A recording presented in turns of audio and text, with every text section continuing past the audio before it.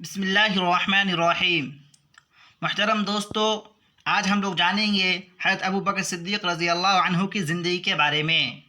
حضرت ابو بکر صدیق رضی اللہ عنہ سب سے پہلے مسلمان تھے اور یہ پہلے خلیفہ بھی تھے، اور حضرت ابو بکر صدیق رضی اللہ عنہ اسلام سے پہلے بھی اور اسلام کے بعد بھی آپ صلی اللہ علیہ وسلم کے اچھے دوست تھے۔ تو چلیے شروع کرتے ہیں بلا کسی تاخیر کے۔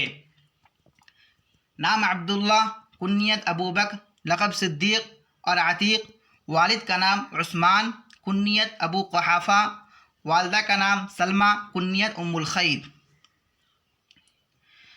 آپ کا نسب نامہ: عبداللہ بن عثمان بن عامر بن عمرو بن کعب بن سعد بن تمیم بن مرہ بن کعب بن لؤی القرشی الہاشمی۔ والدہ کی طرف سے نسب نامہ اس طرح ہے: ام الخیر بنت سخر بن عامر بن کعب بن سعد بن تمیم بن مرہ۔ چھٹی پشت میں مرہ پر حضرت ابو بکر اور حضرت صلی اللہ علیہ وسلم کا نسب نامہ مل جاتا ہے۔ بچپن ہی سے آپ صلی اللہ علیہ وسلم سے دوستی تھی، تجارت کے لیے بھی ایک ساتھ جاتے تھے۔ سب سے پہلے اسلام قبول کرنے کی سعادت بھی انہی کو نصیب ہوئی۔ ہر غزوہ میں آپ صلی اللہ علیہ وسلم کے ساتھ رہے، کبھی آپ صلی اللہ علیہ وسلم سے جدا نہ ہوئے، نہ قبل از اسلام اور نہ بعد از اسلام۔ آپ صلی اللہ علیہ وسلم کے وصال کے بعد 11 ہجری میں تمام لوگوں نے بالاتفاق اپنا خلیفہ مقرر کر لیا۔ اس طرح آپ رضی اللہ عنہ اسلام کے سب سے پہلے خلیفہ مقرر ہوئے۔ آپ کی خلافت کا زمانہ 2 سال 4 ماہ ہے۔ حضرت ابو بکر صدیق رضی اللہ عنہ کا نمایاں کارنامہ یہ ہے کہ آپ نے قرآن کے متفرق اجزاء کو یکجا جمع کر دیا، چاروں طرف سے اسلام کے خلاف اٹھنے والے طوفانوں کا سد باب کیا اور دین کو دوبارہ اسی ترتیب پر لے آئے جس پر آپ صلی اللہ علیہ وسلم چھوڑ کر گئے تھے۔ مانعین نے زکوٰۃ کی سرکوبی اور فتنہ ارتداد میں ثابت قدمی آپ رضی اللہ عنہ کا اہم ترین کارنامہ ہے۔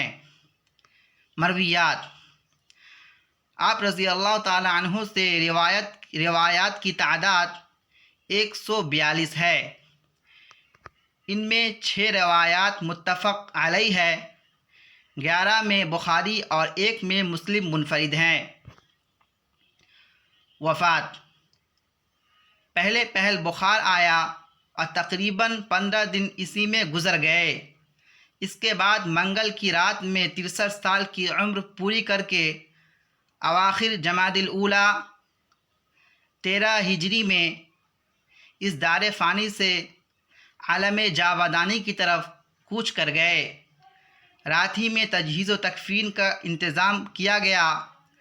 آپ رضی اللہ عنہ کی زوجہ اسماء بنت عمیس نے غسل دیا اور حضرت ابو بکر اور حضرت عمر رضی اللہ عنہ نے نماز جنازہ پڑھائی اور نبی کریم صلی اللہ علیہ وسلم کے پہلو میں مدفون ہوئے۔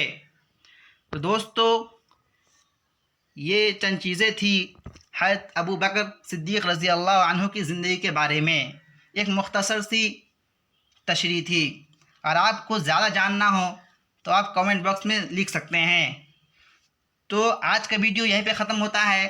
اگر ویڈیو آپ کو پسند آئی ہو تو ویڈیو کو لائک کر دیجئے، چینل پہ نئے ہو تو چینل کو سبسکرائب کر دیجئے اور بیل آئیکن کو بھی پریس کر دیجئے۔ آج کے لیے بس اتنا ہی، پھر ملتے ہیں اگلی ویڈیو میں۔